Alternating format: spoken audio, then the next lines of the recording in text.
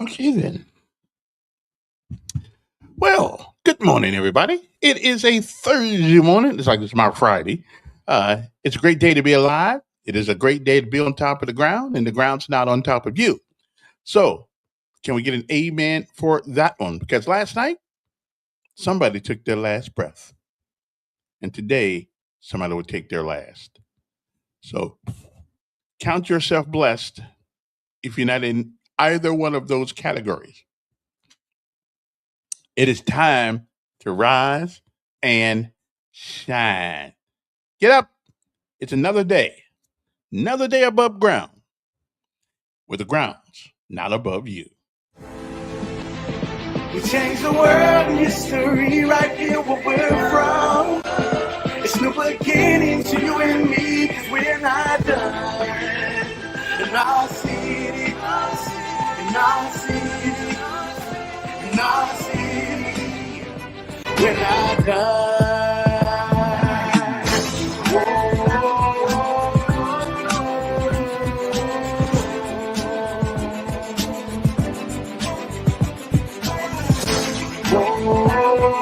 I appreciate that.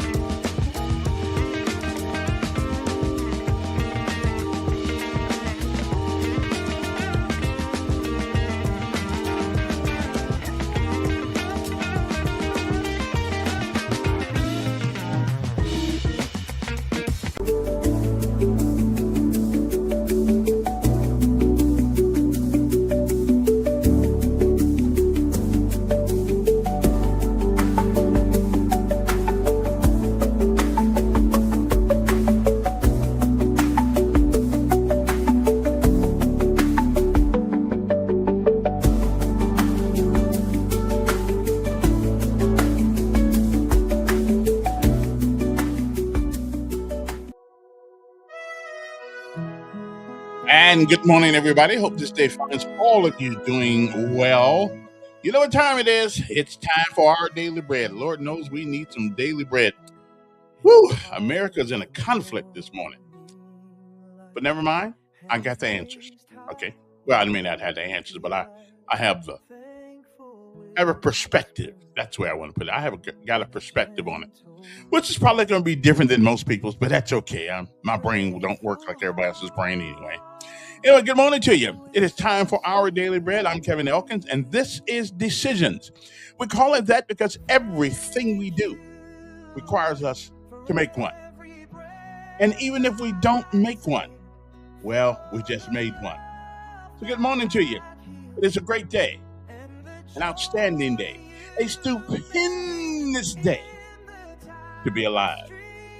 Next up, it's our daily bread, a word from on high, something to get your day started, maybe to change your perspective.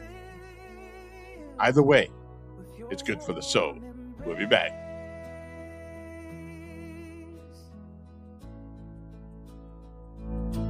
Through valleys deep and mountains high, your faith a beacon in the sky. Every trial with lessons wrapped tight in every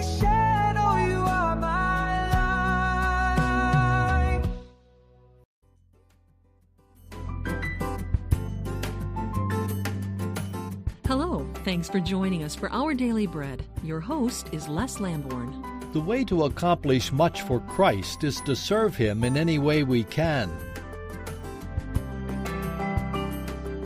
David Roper has written today's meditation titled The Hidden Life. Some years ago, I came across a poem by George MacDonald titled The Hidden Life. It tells the story of an intellectually gifted young Scot who turned his back on a prestigious academic career to return to his aging father and to the family farm. There he engaged in what MacDonald called ordinary deeds and simple forms of human helpfulness. His friends lamented what they saw as a waste of his talents. Perhaps you too serve in some unnoticed place, doing nothing more than ordinary deeds. Others might think that's a waste, but God wastes nothing. Every act of love rendered for His sake is noted and has eternal consequences. Every place, no matter how small, is holy ground. Influence is more than lofty acts and words.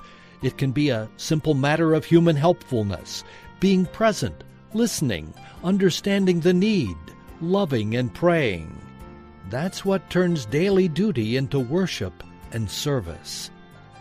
The Apostle Paul challenged the Colossians in Colossians chapter 3, verse 17 and verses 23 and 24.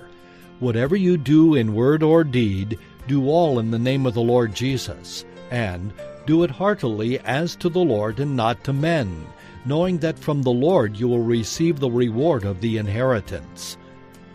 God takes notice and delights in using us.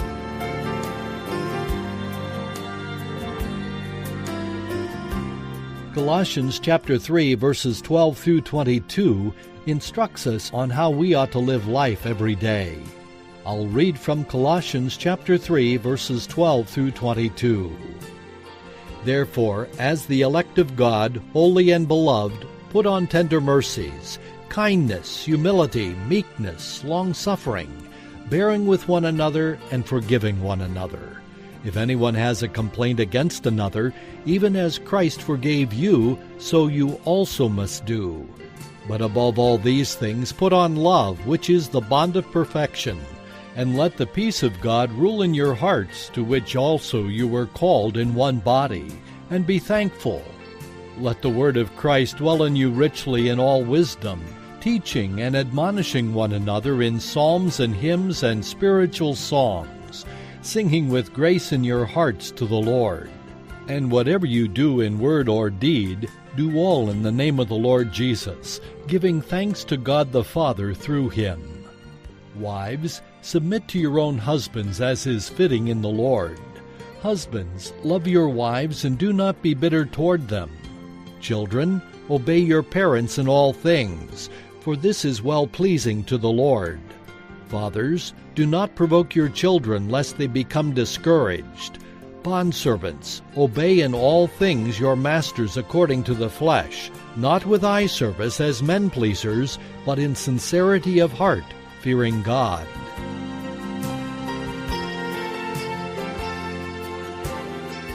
And as you think about today's meditation, remember, the way to accomplish much for Christ is to serve Him in any way we can. My name is Les Lamborn. If you've enjoyed today's reading, we'd encourage you to tell others about this ministry. You can also check out odb.org for other resources. Look under the Resource tab for more help like Christian courses, which cover a wide variety of subjects.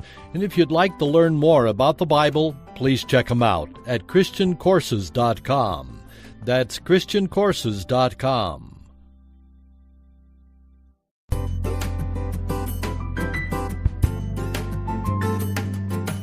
Hello, thanks for joining us for Our Daily Bread. Your host is Les.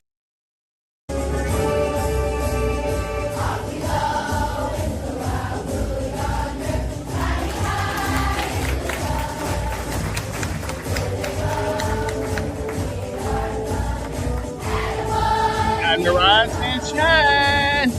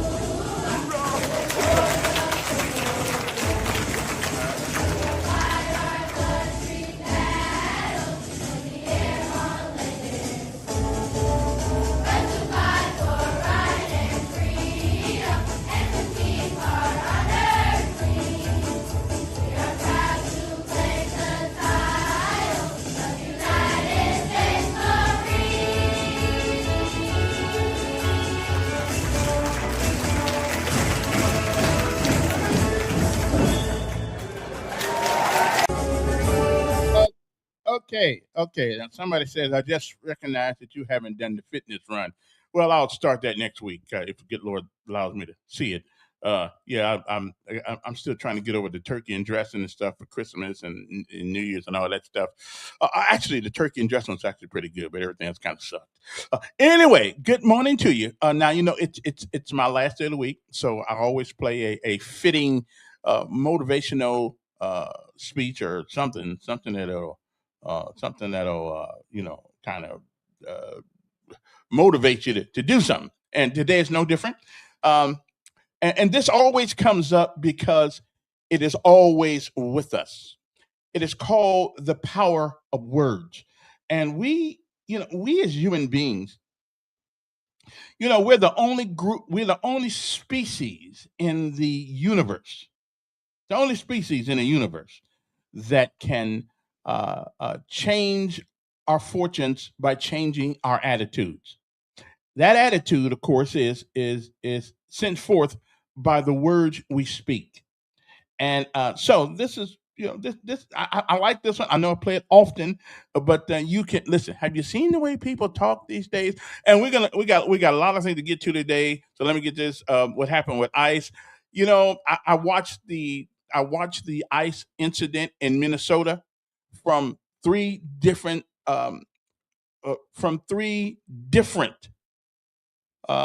perspectives. And I have to tell you, now, when I first saw it, I was shocked like everybody else was. But then when I saw the last perspective of it, listen, I don't like it. I don't like the way ICE is doing all this stuff. But that woman ran into that officer and he was hanging on to the hood. And so, I'll show you that perspective because everybody, everybody's opinion is based on what they think they saw. Well, what we think we saw and what we actually saw is it's different. But I'll show you that perspective this morning. But it was an interesting thing. I don't like the way we're doing this ICE thing, but you know what? If you even attempt to run over a police officer, whether it's an ICE officer, a city police officer, a state patrol, whatever. You I mean, there's going to be some consequence there. You know. Now, I mean, I don't like the way they cuss at our citizens. Get the f out the car and all that stuff. Yeah, come on. Talk to us. But there's a lot more to this story than most of you know. And then we got Tim Walz telling that he's going to call out the National Guard against ICE. Uh, yeah, that was going to be interesting to me. That's going to be interesting to me to see.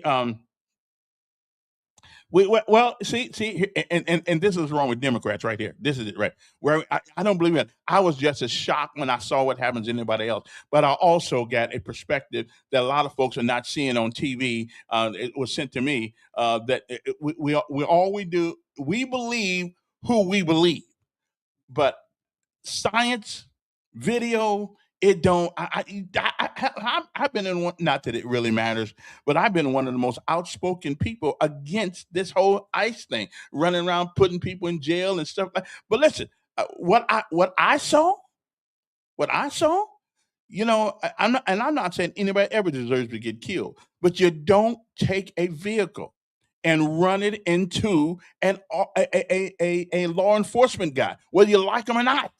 You don't do that. And the guy was hanging on to the. I'm just telling you, it could have been worse than what it was. Okay, it could have been worse than what it. But we'll talk about that in a minute. Right now, though, we are going to go to my special thing here, and it's called the power of word. Where we know who you're gonna listen. Don't make me call you bad names. I'm talking about the power of words right now. Okay, so let's don't make me violate my own perspective here. I'll show you. I will show you actually what happened. Okay, and that's the way life is. This is the same way life is. The way life looks depends on where you're sitting. Okay. No, no, no. She ran him over. She was about to run him over. She was about to run him over. But I got the video. I got the video that they're not showing on TV. Okay, I got it. And I'm going to show you guys exactly what happened. Okay. And I hate to say it, but if you try to run over a law enforcement agent, you're going to get shot. Okay. I mean, that's just what it is. Okay. And she did. And whether she meant to do it or not, I don't know. But she was doing, the guy was hanging on for his dear life. But I'll show you all that later on. Let me go to the power of words because it's important. And words matter. Words matter. So be careful of how we use our words when we communicate with other people. Okay. And I need to remind myself of that often. We'll be back. Just about everybody that you encounter is often going through something that may not be obvious from the outside, but they're facing a battle on the inside. Everyone that you come across is facing some type of battle in their life. I hope that you'll embrace that you have no idea what God might do through a single word of encouragement. You have no idea how God could use you to offer someone hope, to build someone's faith.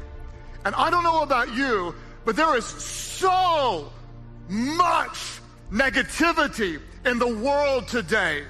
I can't open up my social media feed without being discouraged. I can't read a news app without just being depressed. I can't talk to people with all the heartbreaking news in the world without being disheartened. And so many people in a polarized world can be so incredibly critical, so undeniably hateful. I think it's time that we as believers step in and lift others, bring words of hope, bring words of encouragement, because the words we speak are filled with power.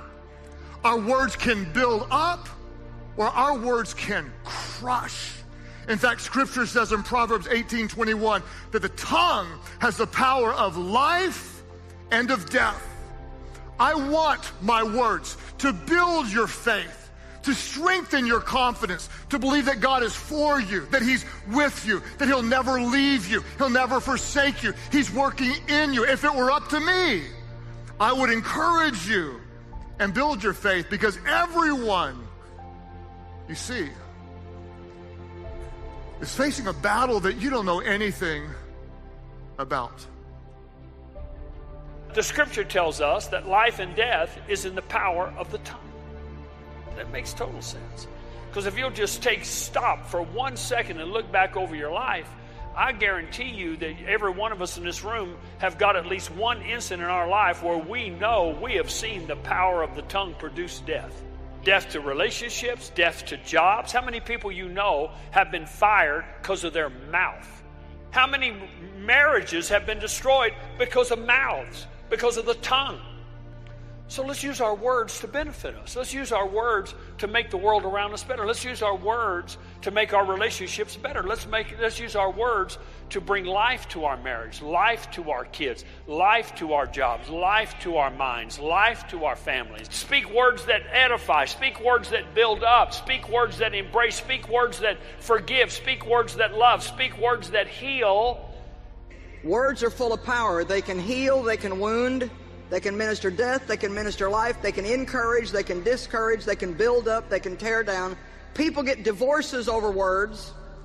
Families are split apart over words. People lose jobs over words. People have insecurity and a poor self-image over words that have been spoken to them. Words are containers for power, and we need to choose our words very carefully, and it's time for us to step up to the plate and be accountable for the words that we allow to come out of our mouth. No man can tame the tongue. We need God's help. So you want to pray every day for God to help you with your mouth. We are constantly speaking words, and even a few can have the power of life and death. Now, some of you know this because you grew up in homes where a few words spoken to you had power of life or had power of death. And you can remember those words, just 3 or 4 words that maybe a parent, a teacher, a sibling, a friend, a coach said to you.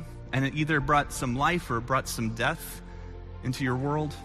One of the best things you can do for your relationships, if you're married, if you have children, if you're a leader or an influencer at work, if you have someone in your small group, is to bless them with words of encouragement. Set the blessing free. You encourage what you want to see, and you typically see more of it. If it were up to me, I would be so encouraging. If you think something good, say it. If you think something good, say it. In a world full of so much criticism, so much hatred, so much disappointment, so much negativity, as people of the light, we'll lift up others around us. So Genesis 1, the Bible tells us the earth was formless, it was empty, or it was void. And it says that darkness was over the surface of the deep. So there was just nothing. There was nothing. And then verse 3, here's what we read. And God said. Maybe your translation says, and God spoke. So God speaks into the nothingness. He speaks into the darkness, and he says, let there be light, and there was light. And so at the very beginning of time, God creates the universe, but how does he do it? What tool does he use? He uses words. He speaks the universe into existence. God says, and it is. And we see this throughout the creation account. God said, and it happened. He speaks it. And so God uses words to bring about life and light. God uses words to build up, to create. He speaks into darkness, and he says light, and lights come on. And so we see from the beginning the power of words, that words are the tool that God uses. Flip over a couple chapters, Genesis 3. In this passage, we see that words have the power of death. And so this is the passage of Scripture where sin enters into the world. God has created man and woman. He said that it's very good. Now Satan comes on the scene in the form of a serpent. And verse 1 tells us that the serpent was clever, more clever, in fact, than any wild animal God had made. And what did he do? He spoke. He spoke to the woman, and he said, do I understand that God told you? So he speaks, and when he speaks, he attacks what God has said. And do I understand that God told you not to eat from any tree in the garden? And then he would go on to say, hey, God didn't really say that. And so what does the enemy use? The enemy uses words to bring death to where there was life, and to bring darkness to where there was light. Now here's what's interesting, of course, is that the serpent's words were not true, but that didn't keep his words from having power, right? Like the moment Adam and Eve speak the words in their own hearts, the moment they believe those words, they give life to them. They empower them. So God speaks, the serpent speaks, and we just see from the beginning there's the power of life, there's the power of death. God speaks and he creates and he builds and he blesses. The enemy speaks and he tempts and he accuses, he deceives, he destroys. It's hardwired into the universe, the power of words. Am I speaking life, or am I speaking death into the world around me? You know, it's so amazing, the power of this tongue. In James chapter 3, he illustrates it this way. In verse 3, he says, when you put bits into the mouth of horses to make them obey, you can turn the whole animal. He goes, or take ships as an example. Though they're large and driven by strong winds, they're steered by a very small rudder wherever the pilot wants to go. Likewise, the tongue is a small part of the body, but it makes great boasts. Consider what a great forest is set on fire by a small spark. The tongue also is a fire, a world of evil among the parts of the body. It corrupts the whole person. It sets the whole course of his life on fire, and is itself set on fire by hell. My tongue right now could be set on fire by hell. What does he mean by that? That Satan himself could influence what I have to say. The words coming out of this mouth could come straight from hell itself. And any time I use this mouth to tear someone down, guess who's in control of my tongue at that minute? Hell. Anytime I use this mouth to do anything but bring glory to God, who's using this? When I'm bringing glory to myself, who's using this? It's Satan. He's got control of it. You and I, we have the ability to have our tongue set on fire by hell to say things that will actually pull people away from God. It's a dangerous thing. That's what this passage is about. It's like, do you know how powerful you are? And in verse 9, he says, and with this tongue we praise our Lord and Father, and with it we curse men who've been made in God's likeness.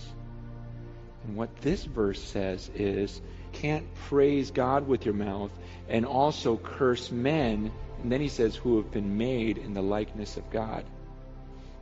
And what this passage is saying is, do I ever have a right to curse anyone that was made in the image of God? And I don't want God seeing me on this earth cursing someone that he loves. It's about love. You don't have a right to hate anyone that God created and use this mouth to curse anyone that God wants saved.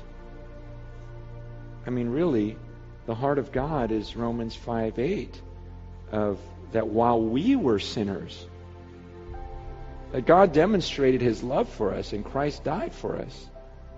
Not because we were so lovable, but he looks down and goes, wow, these people are rebelling against me, but I love them, and I love them so much that I'm going to pursue them. It's not about God looking down and going, man, look at them rebel against me, I'm going to curse them.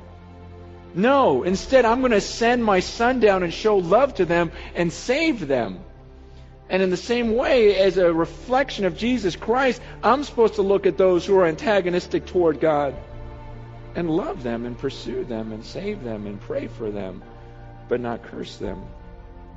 He uses this idea of, he says, out of the same mouth, verse 10, out of the same mouth come praise and cursing. My brothers, this should not be. He goes, you can't use this mouth to praise and curse. Understand, when we became a believer, we said, God, here's my tongue. And then every once in a while I go, wait, God, let me get my tongue back for a second. Let me use it. I'm going to let Satan borrow it for a little bit. Here, Satan, go ahead. Okay, use my tongue now. Let me gossip. Let me say some things that aren't true. Let me slander some people. Let me put some people down. Let me, do this, do that with this tongue. And then we come back, okay, God, I'm done with it. You can have it back. You just gave that to Satan to borrow for a little bit, and then you give it back to me and you take it back. He goes, you can't let us both use this tongue. Man, whose is it? Out of the same mouth, you can't have blessing and cursing. Why do blessing and cursing come out of your mouth? Because there's blessing and cursing in your heart. You need a new heart. You need God to change who you are. This message is not about biting your tongue and offering lip service. I need you to change my heart. I don't want anything to come out of this mouth that doesn't honor you. This tongue was created by God. God made it. Colossians 1:16 says, all things were created by him and for him. Why did God make this tongue? To praise him. I really believe that we open doors for the enemy through complaining. God gave us our mouth for one reason, and that's to glorify him. You have a mouth to glorify God. Amen? And that's what we need to use it for. I think so often we talk more about what the enemy's doing than we do about what God's doing. We don't need to talk fear. We need to talk faith. Why? Because our words are powerful. Our words are containers for power. Your words can carry your faith to the kingdom of God and release angels to help you, or your words can carry your fear to the kingdom of darkness and just release more trouble in your life. And what would happen if certain words that we spoke to people, they would just show up on that person, and they were just always there? We would be careful with the words we spoke because we wouldn't take them lightly. We would understand the impact that they had, that they don't just go away. And the Bible helps us understand that our words have that kind of power. And most of us could probably give some examples of words that were spoken to us that have been tattooed on us in some way or another. And they were spoken perhaps impulsively or carelessly or thoughtlessly. The Bible says, Proverbs 12:18, the words of the reckless, the words of the thoughtless, the words of the careless pierce like swords. They do more damage than we realize, but the tongue of the wise does what? It brings healing. And so, with our mouth, we can destroy, or with our mouth, we can heal, and we can bring life. That through Jesus, he can speak life where there is death. He can speak light into darkness. His word is more powerful than any other word. Any word that you've said to yourself, any word that's been spoken to you, his word overrides that. And so we listen to his word, and we speak his word, and then we believe his word, and then we watch and we see what God does.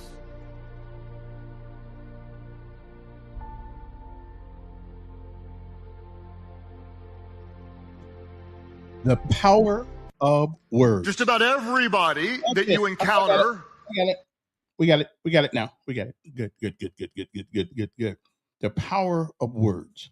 They certainly do have a lot of power. Anyway, good morning to you. Hope today finds everybody well. I know the biggest thing right now is in America. Of course, now there's something happened in Montgomery yesterday too.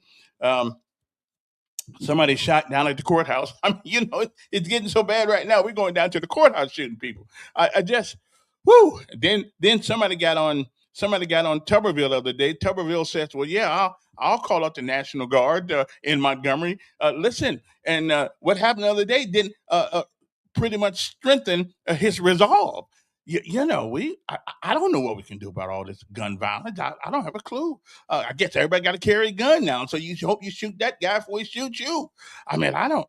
That's just something we need to modify the Second Amendment. But here's the question: you modify the Second Amendment, and then what happens? Only people who don't adhere to the modification, then they turn around and be the big cheese in town because everybody got you don't have a gun, and he do. So. Lord, I don't know what's going on in our nation right now. The personality of Montgomery has changed. The personality of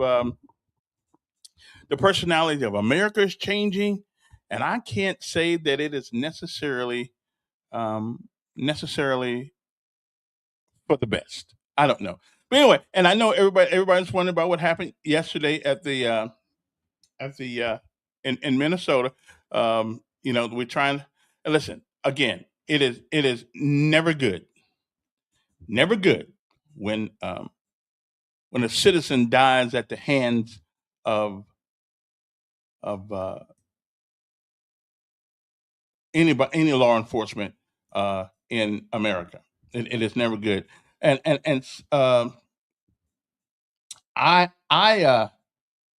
somebody sent me a video last night of this thing, and I'm looking for it. On my thing because at first I didn't believe it, then I saw it again. Anyway, let's go look at some of this. If any time the police say get out the car and you don't get out the car and you back up to leave, first of all, that's called what I don't know exactly what they call that. And again, I'm a guy who's not necessarily in agreement with the president and the whole process of ICE. I know we need them. I know we need them. But I'm not in this whole thing of where we just go around arresting people. And then there's Tim Walz, of course, who pretty much told us that he's going to call out the National Guard on ICE. Now, listen, I don't really know how that's going to work out. I don't know how that's going to, I don't know how that one's going to work out. But Tim Walz seems that now he can't stop all them people from stealing all that money, but now he can get on TV talking about bringing out the National Guard, another military unit on ICE, but he can't stop them folks up there from stealing all that money. Okay, but that's okay. At least he got some balls about something. That's good. At least he'll stand for something. But I'm looking for the picture. If somebody can show it, because I'm looking for the oh man, this thing is not going the way that it is. It's being portrayed in a way that it wasn't. There was a ICE agent on the hood of the car that they're not showing you that perspective, and she was steadily moving. She was spelling, and he was hanging on so he didn't get drugged by the car.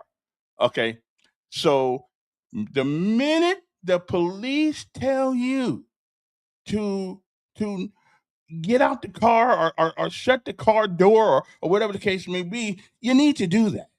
You know, you just need to you need to do that, and stop making a hero out of somebody that actually could that could this never had to happen. Just get out the car. And then it's my understanding that she evidently was following ICE in many places where they were. Again, I can only go on what they have told us, but let me see if we can see what old Gov has to say right now. Okay, where is it? Where's Walls at? There he is, right there. Okay, there he is. Okay, where is he at? Where is he at? Do I got him up there? Da-da-da.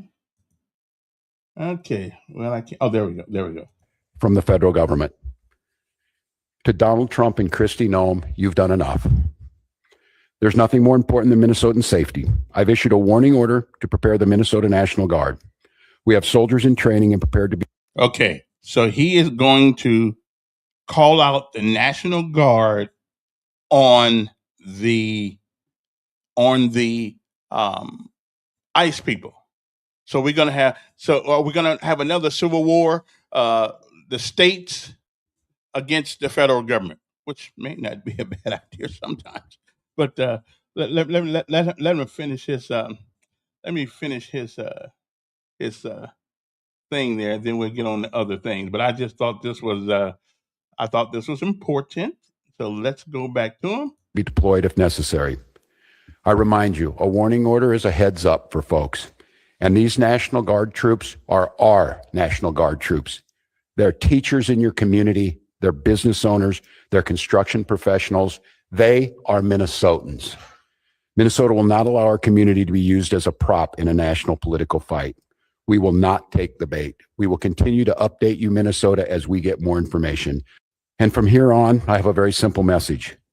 We do not need any further help from the federal government.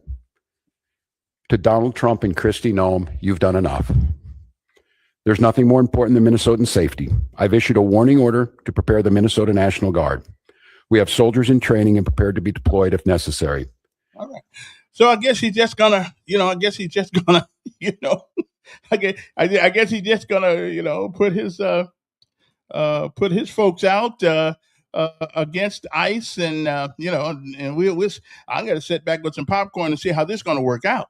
I think, listen, is that David going against Goliath? I don't know. But again, I'm not for the way we're doing it. I understand why it's being done, why the whole illegal alien thing is understand, because that's people were crying about it and whining about it for a couple of years now. And so the president decided to do something about it. And that's what they voted for. But what happened yesterday though was partially that woman's fault. Okay, it was partly her fault. You if you're asked to get out the car, you get out the car. Okay. Yes, they were. And see, you haven't seen it either. You have not seen what happened. I saw it. And as soon as I can find the video that they gave us, and it's not AI. There was an officer that was in front of that vehicle, and she took off going forward with him still being in front of the vehicle. Okay. Now, of course, I realize that you're watching probably CNN or MSNBC. So we are going to, as soon as I can find, somebody sent it to me last night, but I didn't really pay it much attention. But all I know is I was laying across the bed watching it, and I stood up in the bed. I said, "Wow, she did that!" So as soon as I find it, I am going to show you guys. I've just got to find it. Okay, because when he shot at her, I was absolutely surprised. Absolutely surprised that he did that at that closer range. But evidently, I'll find it. I'll get it. I'll find it, because nobody's going to believe it until they see it. And so I'm going to find it sometime today, and I'll put it on the show. But there was an officer in front of that car when she took off. Okay, there was somebody in front of the car. Of course, nobody is going to on the side that's against ICE is going to show you that version of it. Okay. No, it's going to show it, because that does not fit the narrative. And listen, again, I'm against what they're doing. At least the way they're doing it. I'm not against what they're doing. I'm against the way they're doing it. Showing up here, showing up there, and want to throw people in jail who just trying to make a living. I don't like that at all. Okay, like I don't like the Maduro thing either. It goes against what we see. We say we stand. But there was she did almost run a guy over. I mean, run him over. She did. Yes, Don. It's amazing how the hate of Willie Durham against Trump messes his whole vision of anything. There was no one hanging out. The woman was following these people around all day long, blocking the road. When she blocked the road, they went up to pull her out of the car. One guy was at the door. Right. She backed up, and then she started forward. Mm-hmm. There was an agent right in front of her path. It was. He fired. The bullet went straight through the windshield. It didn't come in from the side. She actually hit the guy. Yeah, I saw him leaning. Now, Willie, do you hate him so damn much? I thought you were all for cops during January 6th. But anything else? No. Willie, you're so full of it. It just makes me want to puke. All right then. Well, everybody's got their opinion. And as long as again though, I will admit to you, I was surprised, but there was an officer in front of the car. Okay, there was one there, and so I mean, you can't blame them for trying to protect their officer. You can't blame them for that.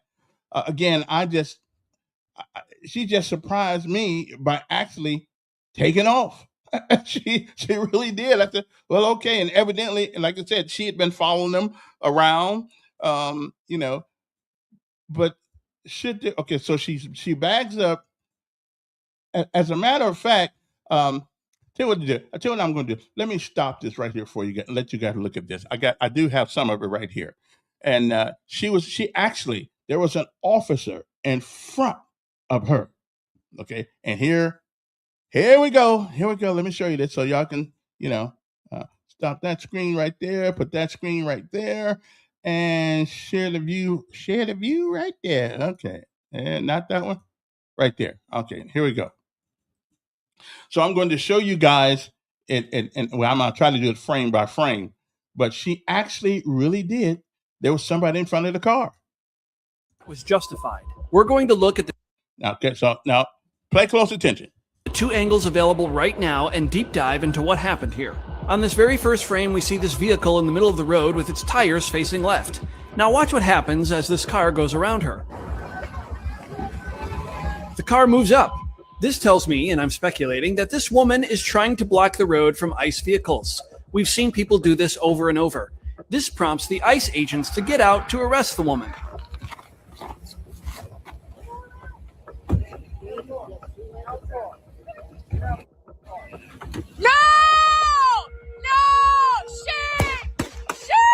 Now, you see that guy right there? That guy right there was in front of it. He was in front of the car. Okay. Now let me go back. He was in front. There was somebody in front of the car. She had a car. No, shit. Okay, right there. You see the guy in front of the car? Right there? Anybody see the guy? Okay.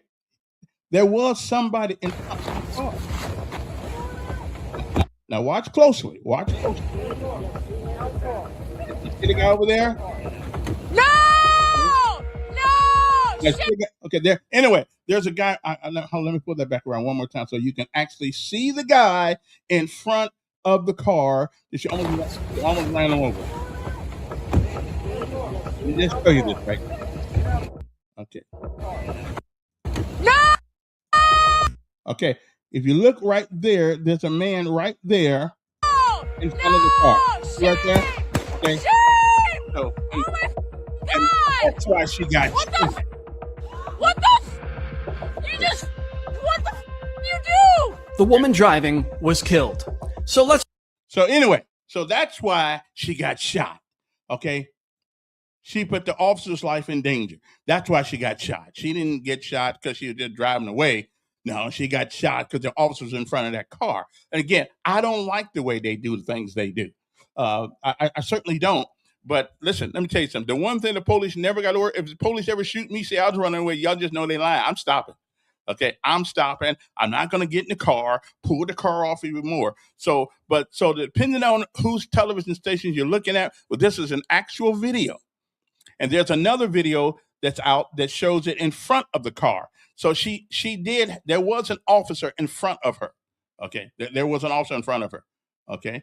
No one on the, when he was, if you look at the front of the car, and I'll see if I can get that video later. If you look in the front, he was hanging on for a second, trying not to be moved. Yeah. What? Yeah. Mm-hmm. Yeah, he was. Mm-hmm. Hate, revenge, and lies rule this world. But anyway, and as soon as I can get the other video, I'll show it to you because I couldn't believe what I saw. So there was the deal is he was in front of that vehicle. So therefore, okay, you don't move the vehicle headed toward an officer, whether he's hanging on the hood or in front of the car. You don't do that. Okay, what you think would happen to you if you're in Montgomery, Alabama, and you mess around and the police stop you and you mess around and head with a car toward them? Okay, no. He has a right to stop the car, Joe. It's a process, right? You're an attorney. I mean, it's a process. If they tell you to get out the car, then you get out the car. Oh, she didn't see the guy. Well, then it sucks to be her. Because she's been following them all day long, okay, trying to stop things. I ain't mad. Again, I understand her pain on seeing people taken to jail, put in strip ties. I didn't like that at all, okay? But again, yeah, you can stand in front of the car to make sure she doesn't move. Because first of all, you're not supposed to move if an officer is in front of you. You're certainly not supposed to go toward them with a vehicle. Okay? Listen, let's be smart, not be stupid. Well, we'll see. We'll see if he's charged. If somebody's life was in danger, that's like two soldiers someplace and the enemy finna shoot you. We think I'm gonna let the enemy shoot you? And I got a gun too? Of course not. Well, we'll see if the officer's charged or not. But again, we know that you do not stand in front of a police car when they tell you to get out the car. And again, here's a question I would ask. I think there's the word common sense and reason, it has got lost in the vernacular of our language, but let me see if I can pull it out of its grave for a second. What would a reasonable person do if they were confronted with one of their people getting hit by a car? What would a reasonable person do? Okay, and he may go to trial, but I'm telling you, the guy's not going to jail for this one. Okay, and again, as soon as I find the forward video, I'll show that to you, where the guy was dangling on the hood. Okay, instead of getting he was. But anyway, so again, what would a reasonable person in that position do? One more time, and then we go on to something else. You've no doubt heard about the ICE shooting in Minneapolis. There's going to be a lot of debate over whether that shot was justified. We're going to look at the two angles available right now and deep dive into what happened here. On this very first frame, we see this vehicle in the middle of the road with its tires facing left. Now watch what happens as this car goes around her. The car moves up. This tells me, and I'm speculating, that this woman is trying to block the road from ICE vehicles. We've seen people do this over and over. This prompts the ICE agents to get out to arrest the woman.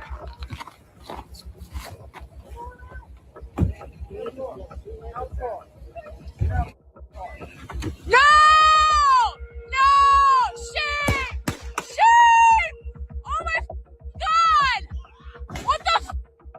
What the? You just? What the? You do? The woman driving was killed. Yeah, I bet you. But anyway, again, I'm not. Hold on for a minute. Let me get you on the. On people can hear what you're saying.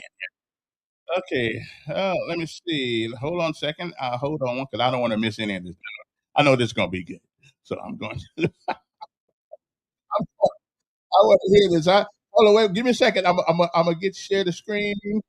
I gotta put you on there.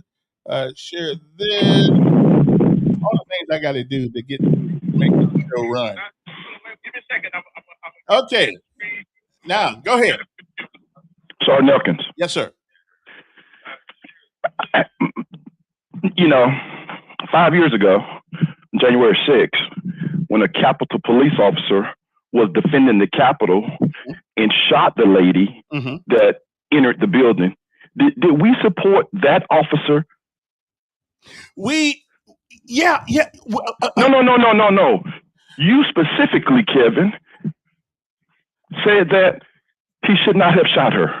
She was unarmed, but I understood. Wait a minute. But I did say, now let's get it straight. I said I can't blame him for doing his job because his job was to protect the property. But did he have to kill a woman with no weapon? Yeah. And I spoke to the question. Okay. Did he have to kill a woman with no weapon? Did they have to kill a woman that was fleeing or driving off? Could they not have pursued her? Kevin, she was not a threat to that officer. It's just amazing how we are selective in when we choose to defend the blue. Wait a minute. The car was Kevin. The car was the threat. She almost ran now, the officer. You showing that Fox or wherever you got that feed from. I listen to multiple sources and watch multiple sources. So Don can say what he want to say. You can believe your lying eyes, or you can believe what someone's telling you. Did you not see the guy in front of the car? Kevin, I saw the guy on the front and then the side. The officers that was pulling the door probably was more of a threat than the other person. And nobody drew their weapon but that person. And multiple police, especially people that's been in this industry for 40 years, all said that was a bad shooting. Well, again, everybody's getting different videos. I got a couple of different, but the officer was in front of that car. If there's an officer in front of that car, you should not move that car forward. Now, but this is the only thing that I'll say, and I'll hop off, is we're selective when we choose to defend a shooting. Kevin, most of your people will say on January 6th, that officer that defended those congressmen, you said she was not a threat.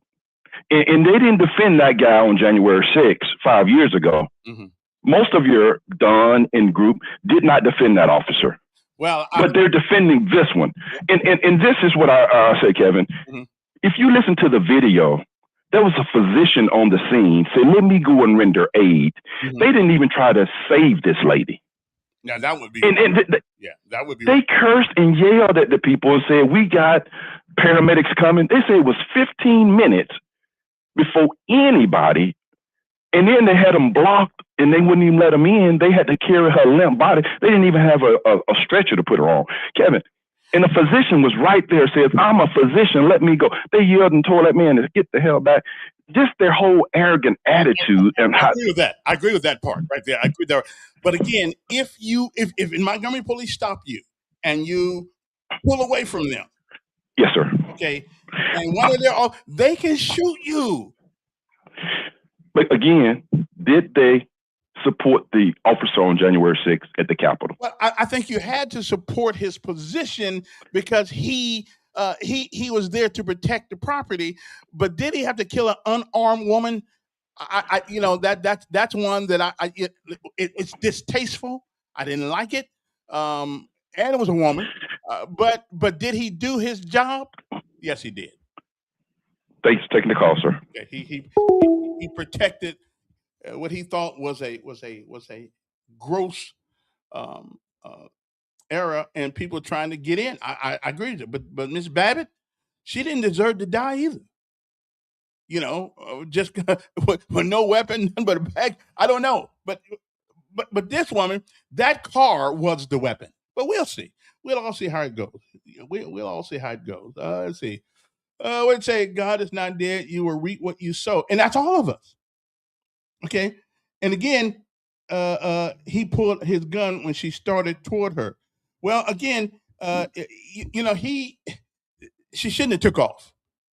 She shouldn't have took off. She should have just sat there, because I don't know how many black folks been killed for doing less than that. Okay, less than that. I got a friend of mine named Dennis Latham in Millbrook. A couple years ago, the police stopped him. He don't know how lucky he is to be alive, because they could have waxed him right then and there. Dennis, I said, Dennis, you don't pull away when the officer's in front of your car. Okay. But anyway, and I hope one of these days we get. I'll see if I can actually get the vehicle, the film that somebody sent me. It shows the officers hanging onto the hood. Okay. But again, it shocked me that he shot him. It shocked me. That kind of shocked me, but I don't think that the governor of Minnesota has got the gonads to call out the National Guard against ICE. I just don't. I'm gonna sit back and watch this though. I don't think he has the gonads to do that. Okay, but we'll see. We'll see. And listen, this is going to be talked about for years. He will be charged in state court. And listen, this got nothing to do with Trump, bro. This got nothing to do with Trump. I'm against ICE doing things the way they're doing. I'm not against them for doing their job, but I am against them for the way we are doing this whole. I say, listen, if you're in a traffic stop and they stop you and you're not a legal citizen of America, then hey, take you to jail, whatever they got to do with you.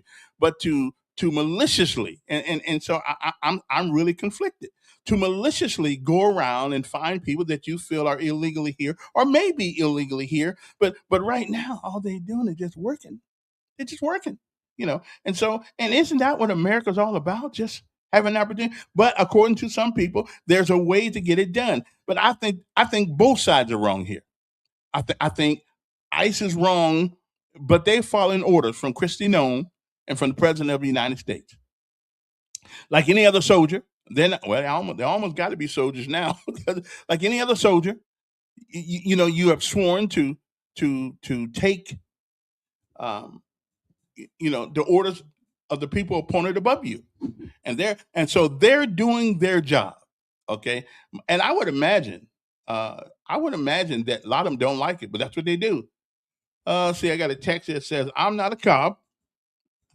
Let me see here now. Make sure I get this right, because I want to make sure I get this totally right. I'm not a cop, but if you're trying to run me over, okay, attack with a deadly weapon, which is a car, I would defend myself with my sidearm. And again, I think when it's all said and done,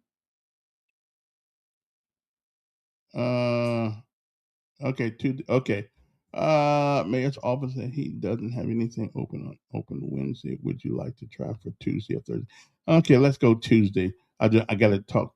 I got to get the mayors in here next week. So I'm making appointments at the same time. So that's what we're doing. Okay, there we go.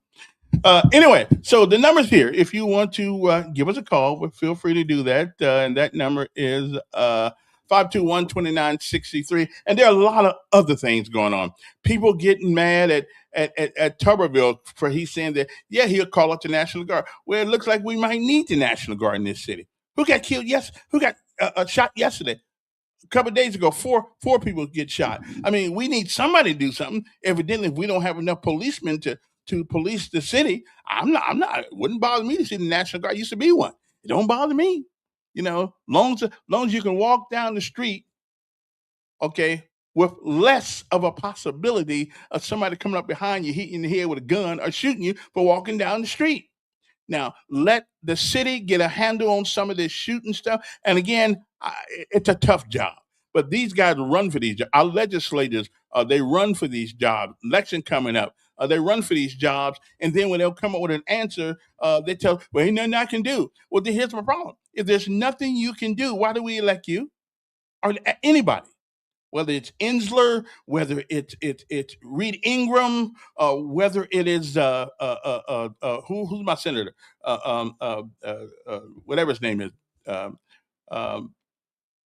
what's his name? He's a lawyer. Anyway, whether it's him, whether it's Kenyatta, whether it's Hatcher, whether whoever, if nobody or the women twins over there, if you can't do anything about anything, then why in God's name do you keep running for re-election? Give me somebody that can figure out how to get something done. Give me somebody. I'm getting so tired of hearing there's nothing we can do. Then hell, we might as well just close the mayor's office down, close the legislative seats down, and just keep the police. Let them just go at it how they know how. Because nobody is taking responsibility for the situation that we find ourselves in this city. Okay, nobody wants it. They're accountable. I didn't say they did it. I didn't say they're responsible for what's happening, but they are responsible to us because it is happening. Okay, I'm just saying, we got some issues in this, not just this one though. It's a cultural phenomenon all across America. And these guns, I say it is time to revamp the Second Amendment. I don't know. Do we really want to get fools walking around here with guns? As a matter of fact, the other day, I found out one of our schools, guy shows up with 2 pair of pants on. And guess what he got strapped to his leg? A gun. Okay. I'm not blaming anybody in the school system for that, but I am telling you, had there been nobody there to monitor these people, he'd have got through there. Okay, he'd have got through there. Well, maybe, hey, Camilla, maybe we need to deal with some of this red meat. Okay, maybe we need to deal with some of this red meat. Okay. Sending in the guard to get elected. Well, and what's wrong with that? If our policemen can't handle it, I'm not putting against them. They just don't have a whole lot of policemen.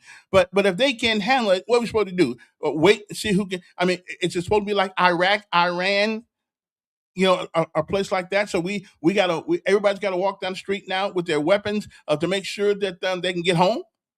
So why not put the National Guard on the street? I don't bother me. I'll go and shake their hand, say thank you for being here. Okay, and let them work in conjunction with the police. The police, of course, having the civilian authority and not the National Guard. But however, what's wrong with that? Did you hear that I told you yesterday? Guy getting shot at the courthouse. Last week, 4 people shot. And I would imagine for the weeks out, we're going to get some more. Okay. Yeah, I would. Yeah, I would. Yeah, I would. Mm-hmm. Well, I don't care if they disown me or not. Logic and reason. There's no way in the world that our founding fathers wanted every dumbass in America to walk around with a gun. There's no way in the world they wanted anything like that. Okay. As a matter of fact, I'm still caught up on that word militia. I'm still caught up on it. Okay. Let me see now. What's going on? Hey, what's going on, Kevin? I could answer that question, being a former National Guardsman and also a military police while I was a National Guardsman, because not everybody signed up for it. And what I mean by that, when you're in the National Guards, if you didn't sign up to be a military police or a police officer, you're not. Your mind is not actually policing because you were not trained for it. That's the reason why you go to training, and it's more than just pulling out a gun and shooting it. It's pretty much being able to apply the law. I was a National Guard too, and they did teach us crowd control. and how Yeah, to. Kevin. Yeah, and I did learn how to use a gun too. So I mean, Right. That was part of combat. All of us were infantry first, and then IMOS second. But that was only against your enemies across seas or foreign, Kevin. You would never thought that you would have to actually. domestic. You never would thought that you would be deployed among your own citizens. But we got domestic enemies also. Yes, you have domestic enemies, Kevin, but that's not the answer. The answer is parenting, Kevin. Okay. The answer is these laws that they're putting into place. Now, I agree with you on these gun laws, but the cities or the mayor can only apply the law according to what the state legislature put into place. And you can't go over that, because if not, you'll be in court and they would take, you would lose. Mm-hmm. Like, for example, he wanted to enforce, these weapon policies, but they went to court and they challenged it and said, if you want to change the laws, you got to start at the state legislature. Yeah, well, so he only could do. But do you really, but do you really believe that our founding fathers wanted people to walk around with weapons that shoot 100 bullets a minute, or whatever? Oh, heck no. Exactly. Right, because back then they didn't have those weapons to do that. But you got these people that say, "Don't tread on me." So we can modify our weapons, but we can't modify our laws. It's their Second Amendment. They believe in the Second Amendment, but that Second Amendment was put in place in the late 17 or maybe the 1700s, and those laws wasn't meant for us because we were enslaved. We weren't supposed to have those weapons. Yeah, so it's a whole lot of. Yeah, exactly, Kevin. So there's several factors in moving targets, no pun intended, when it comes to that and everything. But at the end of the day, you only can enforce the laws that you're allowed to, because if not, you're going to be challenged in court and you're going to lose every time. And I'm going to tell you how the law is going to change. And I thought it was going to change when that situation happened on Atlanta Highway with that Caucasian lady. Mm-hmm. If there was one or two too many shootings of the opposite race or community, I guarantee you they'll go back and revisit and put some things into place. But see, as long as it's not affecting their communities or what have you, and I'm just being straight up, because we got a super majority in the state house, and as long as it's not affecting their communities, they don't have any problems with it. But you better believe the minute that it starts, they're going to go and they're going to try to adjust and amend some of those bills that they got. And that's just where we are, Kevin. And my thing is, it's the parenting issue, it's education issue. Well, I don't really care about that. I really don't care about the parenting issue. If you don't take care of your kids and parent, we need to put them in jail, lock them up, and do whatever we got to do. Well, I don't really care about the parenting issue. I got to give Emory Former credit for that, because I'm old enough to remember when he tried that. And he was challenged on that, because he did start locking up parents, but they were saying, well, that's their grandparents. They don't have any control over the kids. That's unfair and that's unlawful, unconstitutional. So I agree with holding parents accountable. Yeah, by the time you in the street raising havoc, killing people, shooting people, it's too late to talk about the parents. At that point, we hold you responsible. Well, it ain't no village. It ain't no village to take care of your child. It's you. Kevin, yeah, exactly. And I'm going to tell you this now: the time to raise your children is not when they got mustaches and beards. You raise your kids when they come out the womb. Yeah. My kids, they were 18 months apart. We could take them everywhere and anywhere, the movies and all, because we didn't really trust babysitters that much. And we got compliments. We were sitting at a restaurant and somebody said, how did you get your kids to be so mannerable and orderly and everything? And when did you start? I said, as soon as they came out the womb. That's right. And it takes parenting. It takes parenting to be able to do that, because if not, Kevin, those parents are going to be hurt, because those kids will either be in jail or dead. And I'm old enough to qualify that statement. All right. But I want to say this, Kevin, please, let me say this and I get off. Someone was talking about, the other day they had a briefing talking about how crime went down and just minutes later, somebody was killed. Well, both can be true at the same time. The crime rate, the murder rate is down, and yes, somebody killed. And it's just like the pregnancy. They're talking about the birth rate in America is down. That could be true, but people are still having children. So both can be true at the same time. So, there's enough said about, crime's supposed to be down, but they're still killing and robbing it. Yes, but it's down, but people are still doing it. It doesn't mean that one is not true. So I just wanted to put that out there, Kevin. All right, appreciate it. Just got some more news. Let me see. We got a KK Middleton. Remember, anybody know who KK Middleton is? Well, KK Middleton is running for. Let me see. Is running for the Alabama State Senate. Well, I would trust him on Jamel. So let me see. Oh, stop the screen right there. Let's put this one right here. KK Middleton. Now, if you don't know who KK Middleton, he's a local preacher. Let me see now. Oh, there he is right there. Okay, there he is right there. KK Middleton is running for. He said, "Today, I am proud to announce my candidacy for the Alabama State Senate. I am running because Alabama families deserve leadership that puts people first." Now that's what we call a platitude right there. But I'm keep going. Not politics. Well, KK, you can't take politics out of politics. My priorities are dear and rooted in the everyday needs for our communities. Eliminate the grocery tax so families aren't taxed for feeding their children. Okay, now just remember this, KK. If you remove the tax off groceries, where are you going to put the tax? Because they're not going to give up the money. So what are we going to put the tax on to make up for the millions of dollars that are collected during on groceries? So where are we going to now explain that one to me, and I'm with you. But just let me know, because if I steal from Peter just to pay Paul, well, you still got to deal with Peter.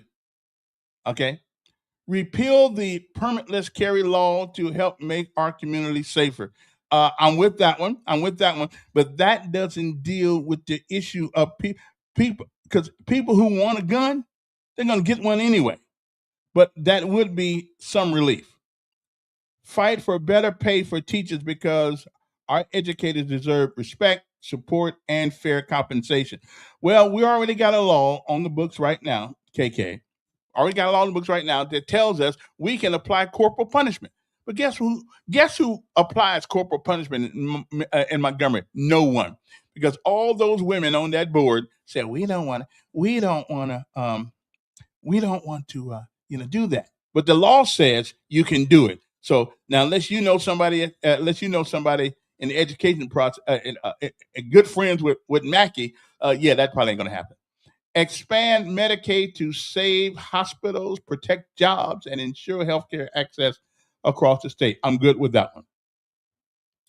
They are not partisan issues. They are people issues. Alabama can do better. Okay, that's another platitude. And together, that's a platitude. We will. I ask for your prayers, your support, and your vote as we work to build a stronger, safer, and more affordable Alabama for everyone. That's another platitude. Okay, let's move. This is the biggest platitude of all. Let's move Alabama forward. Now, although I like KK Middleton. Yeah, now he's a good Democrat. He probably won't win that seat, but he's a good man. He's a good man. I like him. But here's the problem with platitudes. We've used them so much. Until we just don't even. They don't mean anything anymore. They don't mean anything. What is a platitude? It is a phrase that has been used so often, so much, that it has lost its significance when we hear it. And here's one: education. Education. That's the one that we just need to get rid of. Okay. Our kids need a good education. There's nobody out here that says our kids need a bad education. Okay. So that's what's wrong with platitudes. Okay. Yeah, I would. Yeah. They may disown me, but that's okay, Eric. I think we do need to modify it, and so we need to modify it. We don't need every Tom, Dick, and Harry around here walking around with a gun. We just don't. Okay. We just don't. Another bigoted Democrat. Well, I don't know if KK's bigoted or not. He's a Democrat, and so he believes certain things that they believe. Because if he didn't, I don't guess he'd run as a Democrat. Okay. 100 bullets a minute. Well, whatever the case may be. Listen, if it's only 1 bullet per minute, if it's fired at me, I don't like it. Okay. We got social justice warriors preaching. Yeah, I hear you. But anyway, so did we figure out the woman in the car thing? That was her fault. That was her fault. What happened to her? And I think if the guy does go to court, he gets off. You threaten the lives of officers, you're going to get shot. Okay, that's just the way it is. That's just the way you're gonna get shot. That's why when they get behind me and the blue lights come out, hurry up and stop. Throw my hands up in the air like I just don't care. Okay, I mean I just don't do it not like that. I don't really do that. That sounds like a rap song. A man is critically injured in a shooting near Montgomery Courthouse on Madison Avenue. A man is in critical condition after being shot yesterday in the parking lot of Montgomery's Municipal Courthouse. A man is in critical condition after being shot Wednesday in the parking lot of Montgomery's Municipal Court, like I just said, according to Montgomery Police Chief. It's sad when you go to the courthouse and you get shot. A man is in critical condition after being shot. Okay, so in the 1,000 block of Madison Avenue. I mean, when the courthouse ain't even safe. I mean, we in some trouble. Lord have mercy. You can't even get safety at the courthouse where all the police living. New York Mayor Mandami. Now, here's a question that here's something that Mandami, whatever his name is, Ma'am Damney, whatever his name is in New York, came up with that I'm not totally against. His housing secretary has said that your home shouldn't really be yours. Well, it's not yours. Okay? It's not yours. Even after 30 years, I mean, a lady the other day was in the news. She lost her home. She had paid for the house, but because she was sick, she couldn't pay the taxes. They put her house, quote unquote, her house on the tax block, and somebody bought her house for $14,000. So it ain't your house. And so here's my question this morning before we get to other things. Is housing a constitutional right? And that is something that I endeavor to wrestle with. I would say housing is a constitutional right. All men are created equal and are endowed by their creator to certain unalienable rights, and amongst them, life, liberty, and the pursuit of happiness. And I would say life is tough, liberty is hard to find, and happiness is almost impossible if you don't have a place to stay. So I do believe that we need some sort of, and I know I'm gonna sound like a socialist here now, but sorry about that. We need some control on what people can charge people living in these structures, except for the rich structures. Now y'all go out there and pay whatever you want to pay. But the question is having a place to stay a constitutional right? I would have to say I believe it is. Now you don't have to, and I ain't talking about just a project, although that is some place to stay. But I do believe even if you put people in projects, you mandate that they have a certain standard to live in those places. Just because you live in a project doesn't mean that you got to live like thugs and bugs. Okay, it doesn't mean that. Right now I can handle a project, but it ain't how you live.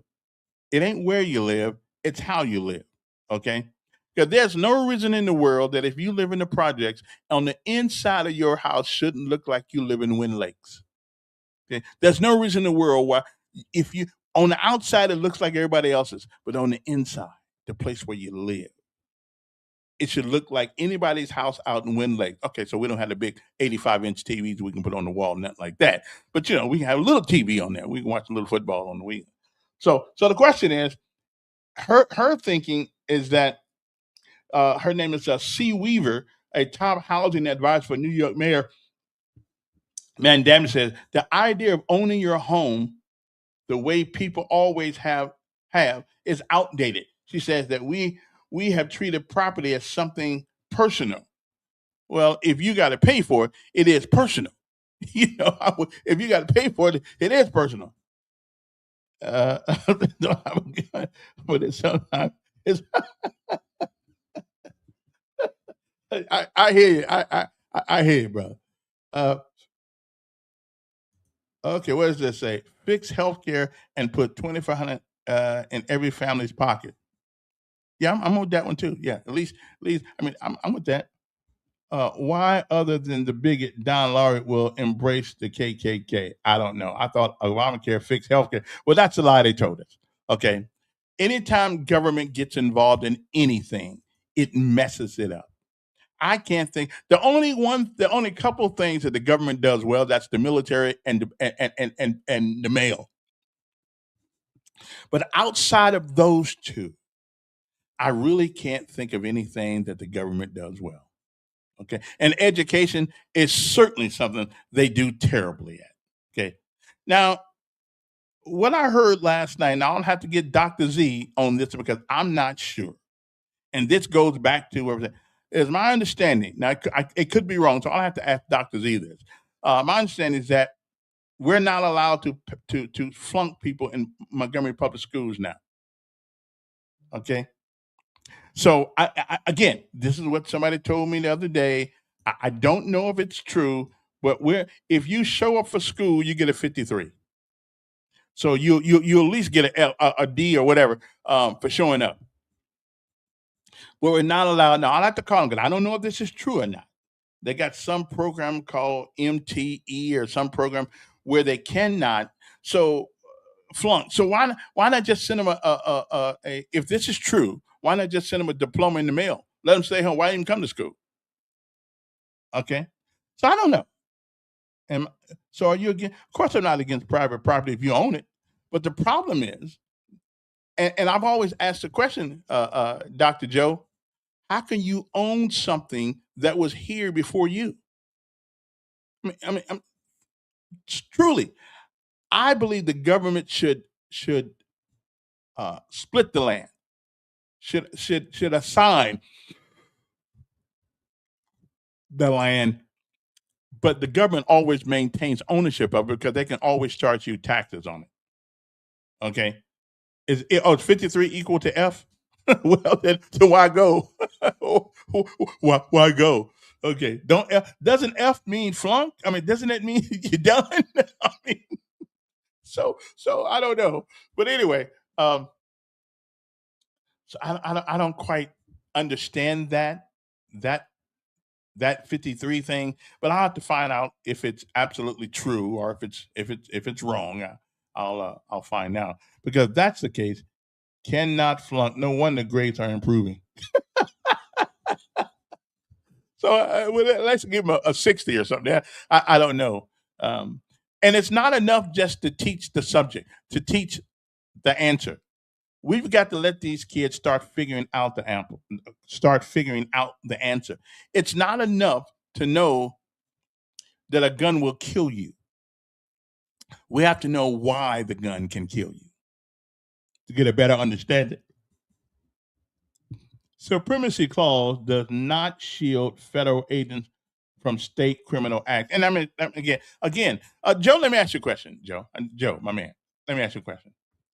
If the police stop you on the streets of Montgomery and they say, stay right there, and you go to take off, what can happen? Come on, Joe. Where you at, Joe? What can happen? Especially if there's a police officer standing in front of that car. What can happen? I'll wait a couple seconds here till you get the chance to answer that.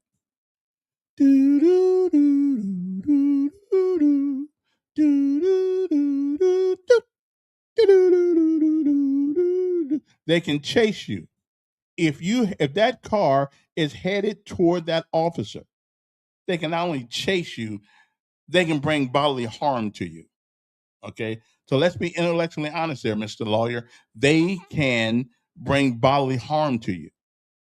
Okay? Yes. Yeah.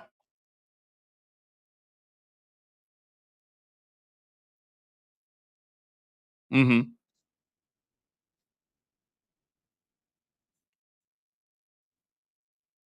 Mm-hmm.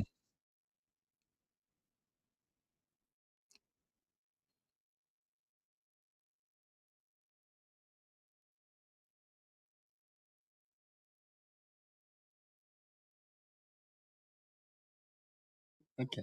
But again, right, but if the police say stop, aren't you supposed to stop?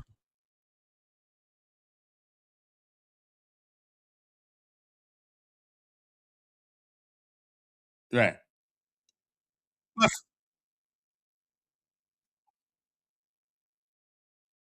But but again, they put the guy's life in danger by keeping the vehicle moving.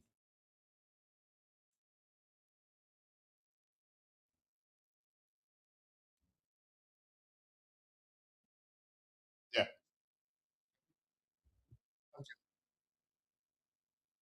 Okay. Well, I got you. It'll all come out in the court, but logic and reason tells me that when the police says stop, you stop. You don't and say what it depends on the fact. Well, everything depends on the facts. Everything depends on the facts. But I'm telling you, if the police say that is a lawful order, stop. Oh crap! I forgot to put the thing back on again. My bad. I keep forgetting to put that back on when I get somebody off the phone. Okay, let me see. Go back here. That way. Well, he would pretty much repeat the same thing anyway, so no big deal. Uh, okay, now I got my sound going back again. But basically, he was saying that he didn't think that the call that the Marley said that he didn't think that the shooting was justified. I don't know. If a police tell you to stop, isn't that a lawful order? I mean, isn't that a lawful order? Here's my lawyer buddy right here. Okay, give it to me. Give it to me. Joe. You can't what? Yeah. Yes. Mm-hmm. Now, you got to be clear about your questions. You just said, can a police officer, what can they do if you take off running? I'm like, well, they can chase you. But if you're in a car and you're headed toward them and you're on foot, that's not putting their life in danger? I'm not saying it's not. I'm saying it's a very fine line in that. Okay. It's always fact specific. I think you work backwards, which is when can deadly force be employed? And that's what that's why city police officers are better to deal with these situations than the ICE office, because they understand those nuances of policing. Okay. So you have a car pulled over. Okay. Car pulled over. You got one officer, let's say one officer at the window. Nobody's in front of the car when the car is pulled over. You're looking at the officer. Okay. You don't see the officer in front of the car. You pull off. The officer shoots you in the wind, shoots you there. The officer also has a duty, okay, to avoid that if you can. Get the F out of the way if you can do it, okay? But it's another thing now. It's a whole other ballgame. When someone is directing the vehicle at the officer to do something, that's why it's specific, okay? It's one thing. I have seen video and I've seen cases where people have taken cars and they are trying to run down the officers versus someone who's simply trying to get away. Okay. But if in getting away, you put that officer's life in danger or safety in danger, that just is, you might as well be running toward him. Well, I think it goes to intent, and that's why I said fact specific, and that's why we have trials. The first order of business, Kevin, in anything is that it is illegal to kill people. So understand that. That's not lawful. Okay. That's illegal. Now, there are justifiable homicides, but those are defenses. Okay. Mm-hmm. That comes after. So this is justifiable self-defense, which is what this officer is going to claim, because that's all he can claim. So everybody knows that. Every lawyer knows that. That's going to be self-defense. And what he will say is he thought he was in fear of bodily harm and his life was in danger. He'll say the mantra, which the buzzwords that the courts have said you pretty much need to say. So he'll repeat that, which is what Kristi Noem is doing for him. Okay. So he'll say that, except you got a video. And one thing about the video that I saw was, one, when she's there, he's not immediately in front of the car. When that officer comes, when the officer comes to try to open that door and pull on that car, her attention is there. He now jumps in front of the car. So she wasn't driving the car and aiming it to him. She was parked and he got in front of it. At the most, she's guilty of negligence. Okay, at the most, by simply not looking before she pulled off. If that were a traffic accident, that were you or me standing in front and we got hit, nobody would charge her with intentionally doing that. It'd be more negligence than anything else, given what those facts are. Okay, but while the officer is trying to pull and get in her vehicle, the officer who was in front of the car, look real closely. He draws his weapon before she ever moves. And that's a bang bang play, but he draws his weapon. And when she pulls off, he doesn't jump out of the way, which he could easily do to avoid it, because you have a duty to avoid it now too. All right? You got a duty to get out of the way. Yeah, let me, all right? Hold on a sec.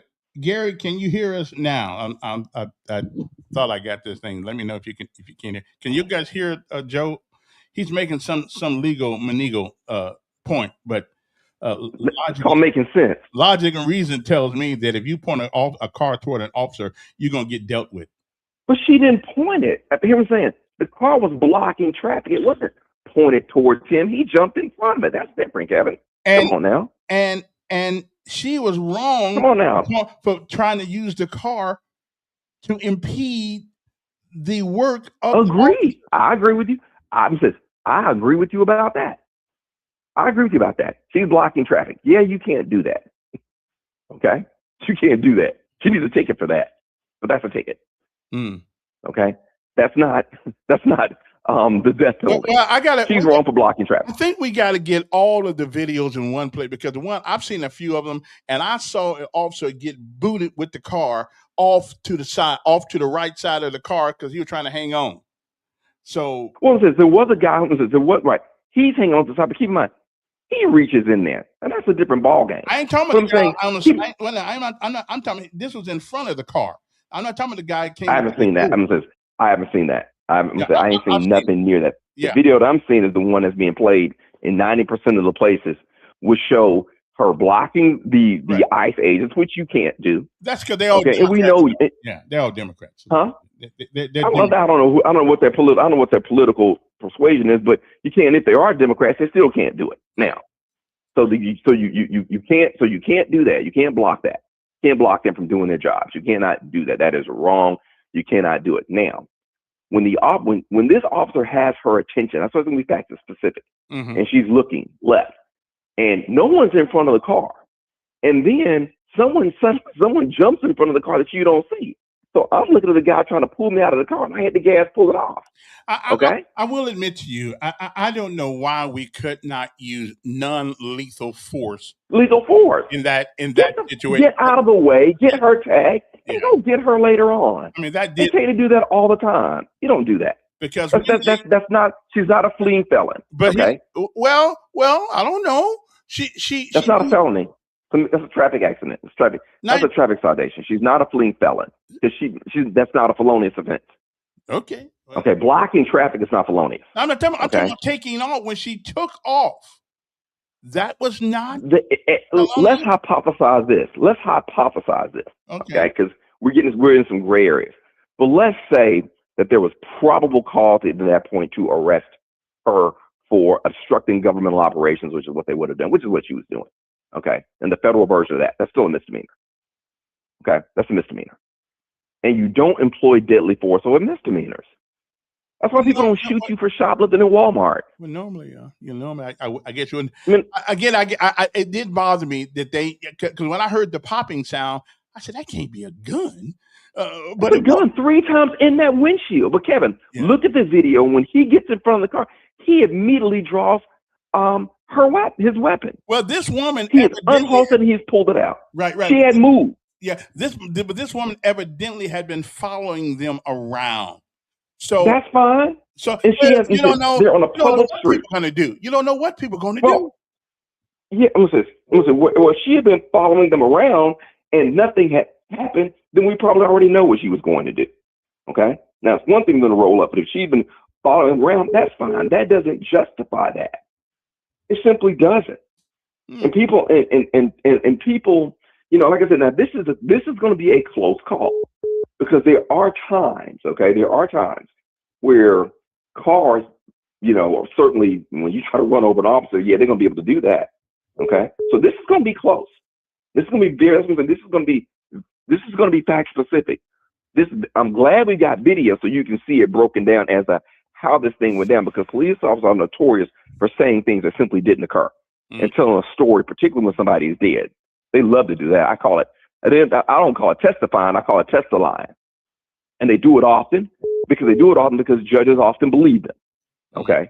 They just simply believe the officers, but they do it too often. But this is a video, so you can see what was going on. Yeah. Now, did he have a reasonable? Now, of course, it's a subjective test. I got to look at Minnesota law. I haven't looked at Minnesota law on that, but I imagine, like I said, self-defense are jury questions. Okay, now, so that's why. Well, let me ask you another question. The governor of Minnesota said they're going to call it the National Guard. Doesn't ICE have superior? Aren't they supreme? Aren't they over their authority higher than the National Guard? No. In the city, I would say no, but I think in the state of no. I don't think it's an authority thing. I think. Let me tell you what can happen. Let me explain it this way.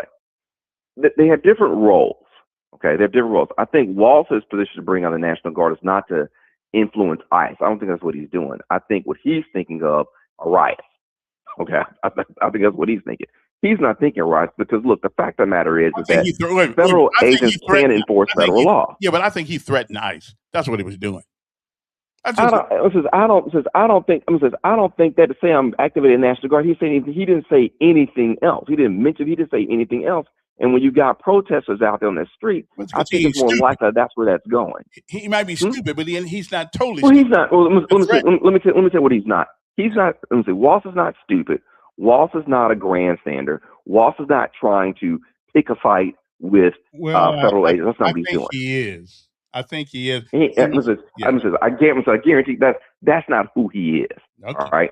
He's not. What I'm saying is he's not going to try to introduce National Guard troops into a federal fight where something more can happen. Well, he's not going to do that. I would hope. This is crowd control. Remember the Babbitt woman in I surely do. So were they right in shooting her? Oh, 100. One of this. I think 100%. She had no weapon. She had no weapon. I think 100%. You're talking about again, fact specific. So what's the different thing of that? I'm going to tell you. You got first of all, you're in a place where you got no right to be. You're in a stationary. His job is protect the Capitol and protect the people therein. Now you got a mob that has broken in. All right, the Capitol. That's a felon. That's a breaking in and entering. They got no authority, no reason to be there. He shoots the one with no weapon. When I say this, yes. Now whether he knew she did or didn't, I don't know what people were saying because people did have weapons out there. But when you get a mob, you're going to get that. That can be interpreted a whole bunch of different ways because we're in a different circumstance here. This is not where the officers are going where the crowd is and engaging the crowd. These people are not supposed to be, and there's a genuine threat to the bodily safety. When people got gallows out there and saying, "Hang Mike Pence, kill Mike Pence," you got a mob. Yeah, you're going to get it. You're going to get it. And this is a mob of thousands of people. This ain't one soccer mom in an SUV surrounded by 10 cops. This is not that. This is a mob. So you got different facts here. Well, again, like I said, I didn't like the fact that he shot that vet. I understood it from a clinical standpoint that he's there to protect. He's not trained, and Kristi Noem is a certified fool. Okay, she is dumb. She's a certified fool. Yeah. Okay, and her trying to say that this, and her trying to say that this is some domestic terrorism. That is oversexing inflammatory language to try to defend that. And it's not that. Wait a minute. That's not domestic terrorism. Wait a minute. A lot of police in every state add charges on you that had nothing to do with the actual event. If they stop. I agree with that. Okay, so she didn't come up with this. Somebody else did. So let's no, she didn't come with the word domestic terrorism. No, she's just inappropriately used. It's not a terroristic act. There's no terrorism here. That's just blocking the highway. I mean, that's Christy Owens a fool, and she's been a fool, and she's no more competent to be Secretary of Homeland Security than that idiot Secretary of Defense. We got the white beaten drunk who keeps sending classified information over his WhatsApp chat to tell people, look what I'm doing today, like a goofy frat boy. Yeah. But she's stupid. Yeah. Okay. But she's wrong. And so Don was saying, well, does the Supremacy Clause cover that? No, the Supremacy Clause covers where state law and federal law conflict. Okay. The Constitution is the supreme law of the land. So it supersedes everything. All right. That's the first thing. The Supremacy Clause, where federal law and state law conflict, then federal law is supreme. That's the Supremacy Clause. Okay. Now, this is not a case where the Supremacy Clause is in effect, because murder is not a federal crime, it's a state crime. Okay. And you still have the sovereign power of the state of Minnesota dealing with actions within its borders by even a federal agent. Because the federal agent, he's not allowed to mistreat you. Now, you can go after him under 1983, which I imagine somebody's going to do it. That's coming. Okay? But the state has an obligation. And I think when they finish looking at this video, I think he's going to be charged. I don't think so. Now, whether he's convicted, I don't know that. Yeah. I think he's going to be charged. From the video I saw, and I'm going to find it today somewhere. I have this guy was trying to hang on to the car in front, and she kept on going. So I don't see that anywhere, Kevin, where someone's hanging onto the front of the vehicle and she keeps going. Yeah, but I showed you a few minutes. But the next question is going to be, the next question is going to be, let's hypothesize it for 1 second, okay? Why doesn't the officer simply let go? You see what I'm saying? See, at some point, we all have to be responsible and accountable for our actions too.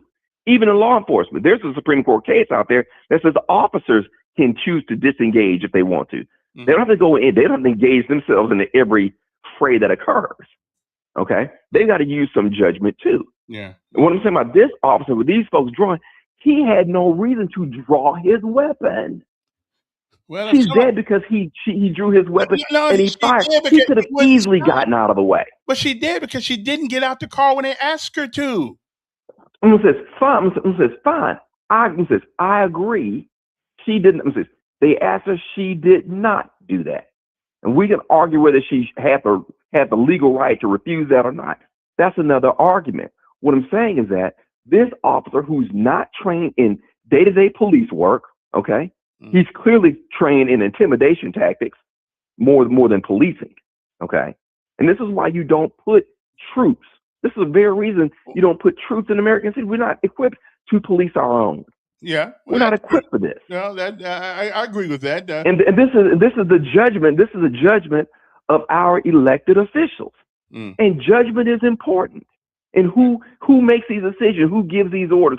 Who puts these things in action? Because once these things get put in action, put in play, okay, once these things happen, then but the fact of the matter a lot of things pop up here. But the fact of the matter is, you don't send the 82nd Airborne to give out plate lunches to anybody. When the 82nd Airborne comes, somebody's getting an ass. No, we send the 82nd Airborne in for the Nazi Germany. Yeah, right. But for Russians invading America, that's what we do. Not to go round up people who've overstayed visas, who snuck in the country illegally. But 82nd Airborne does not belong there. But since they are there, their job to do one thing, and that's take care of the crisis at hand. Not to worry about the. Well, but you got to know how to do it, Kevin. Yeah. Well, I don't disagree, but you first of all, you need to understand the crisis, understand the legality of what you can and cannot do. Okay, what you can and can't do. Which the 82nd Airborne is not going to know municipal law. They're not trained. They're not trained. They're not trained for that. Like this ICE agent doesn't even know what he can and can't do under Minnesota law. Because he's what? He's not a city. He's not a municipal agent. He's not a state agent. He's a federal agent. So he only knows what he's trained. And so when I see someone like Kristi Noem who's already trotting out where he did his training, I already know he's wrong. Because she's setting up a defense. In the defense of the government, when police officers violate your constitutional rights, they always try to go in his training. You know, when Greg Gunn was killed, you know, it was a training. You're not trained to do that. And training doesn't justify anything. You may be trained wrongly. But that's no defense. And she's already trying to trot out a defense, which is he relied on his training. That's not a defense. Self-defense is a defense, but not what she's talking about. So this is going to be problematic. Now, again, I don't know which way it's going to go, but what I believe is that he's going to be charged. I don't see how that's, now the feds aren't going to do anything about it because we know who runs the government. So that's not going to happen. Well, okay. But we know, but the state, the federal government is run by Donald Trump. He has co-opted the Injustice Department. And so these folks are not independent. They do what he tells them to do. And so they are not going to do anything. Okay? They're not going to do anything. I mean, zero, not a zilch. Whatever comes out of this is going to come from the state. But Donald Trump will have no impact on how the state of Minnesota handles its business. That's up to the Attorney General and Governor Walz to deal with that. And they may present it to a grand jury, and a grand jury may agree and say, we don't think so. They may not indict him. But I think, I think this cuts, at least on the video that I saw. Everyone's going to see this video, but I think it cuts on. She does not. In other words, we don't have agents in the street where she's taking her car trying to ram them like the guy did in Virginia some years ago. We're not talking about someone targeting agents with their vehicle, which shows the intent to do these things, and now they respond with deadly force. We're not talking about that. We're talking about a woman who's blocking the path, and somebody comes from out of her blind spot, right, and gets in front of her car. All right. Hey, okay. Appreciate it. Let's come out again next week. Yes. I'm there losing. Okay.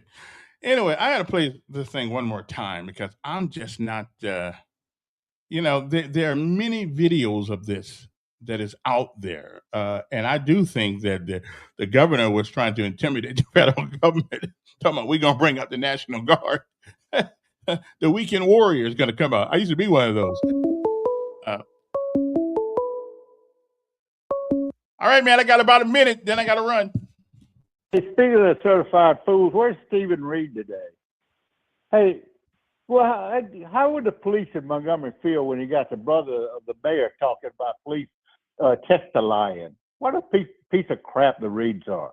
The guy, they were trying to pull the woman out of the car. The guy was standing in front of. He pulls his gun when she. In fact, I thought he was damn Wild Bill Hickok. How fast he pulled it, but she started toward it. The shot went straight through the window. It didn't come from the side. And he was hit by the car. Now, what we could do is we could have a little test. Why don't Joe Reed get in front of my car and see how fast his ass can jump out in front of it? I hear you. Gotta run. Let me see if I can look at this one more time and see what we can see. One more again. Okay, let's see which one I'm looking for. Okay, that's the one I'm looking for right there. That's the one I'm looking for right there. Let me see. If I can, if we can try this one more time. Okay, let me see. Get the fuck out of our neighborhood. You gotta get something, bro. No!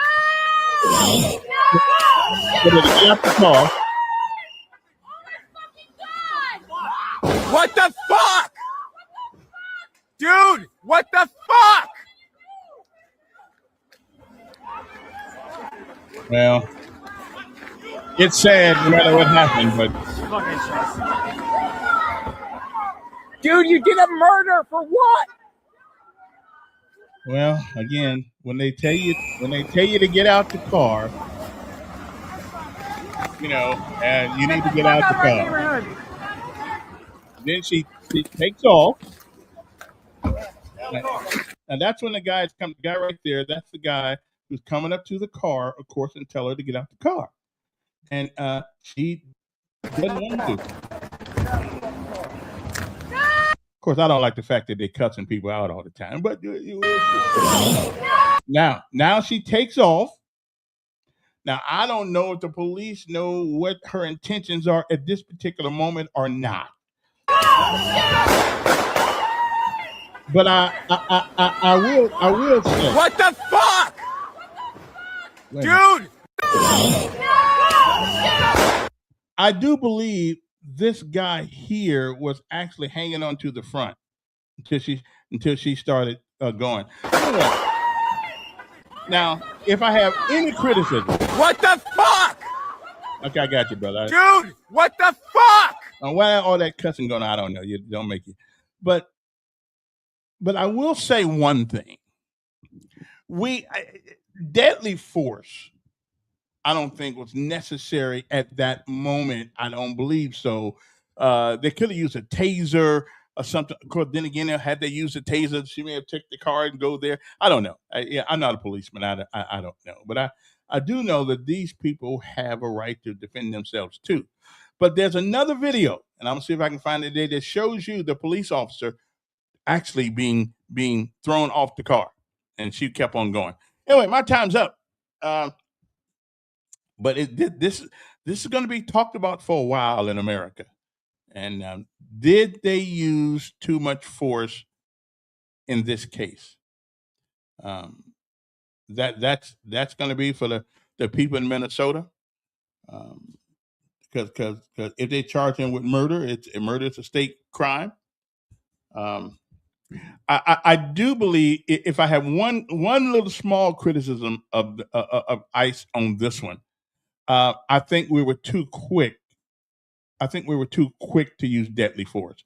But whether or not deadly force was appropriate, well, if they thought their life was in danger, it's like it's like anything. It's like stand your ground, isn't it? Isn't that what stand your ground is all about? If you think your life is in danger, you can use deadly force. So I don't know. Anyway, time's up. Wow, what an interesting show. Let me give you the lessons of life today before we get to anything, and that would be, what's the lesson of life today? I know I got it up here. I got it up here somewhere. Oh, get rid of that screen right quick. Okay, stop that screen right quick. And I haven't given you guys a lesson of life today, so that's what I'm fitting to do right now, and it's a very important lesson of life, as a matter of fact. And that would be, where is it at? There it is right there.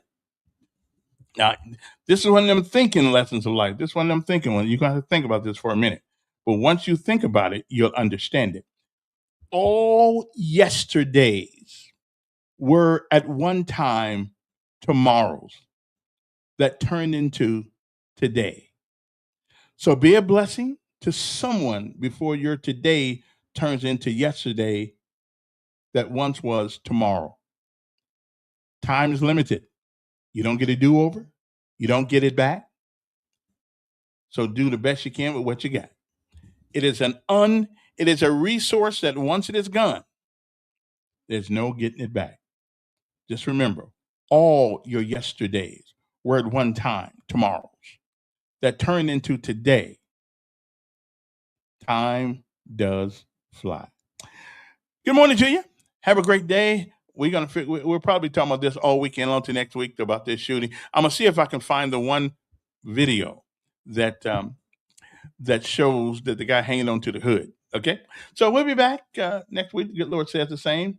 And remember this. Always remember this one. Remember this, that the strength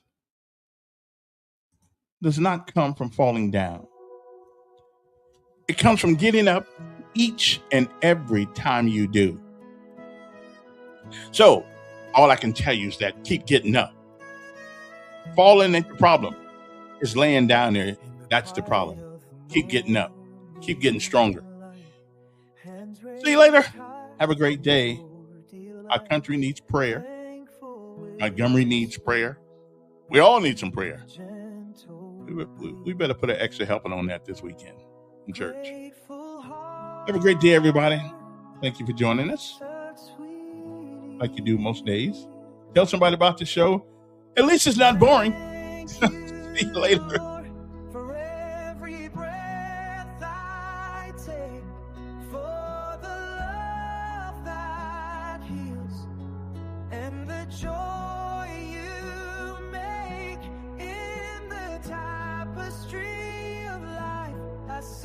Oh, we will replay this at about 12 o'clock.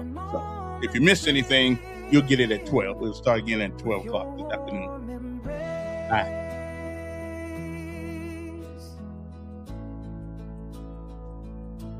Through valleys deep and mountains high, your faith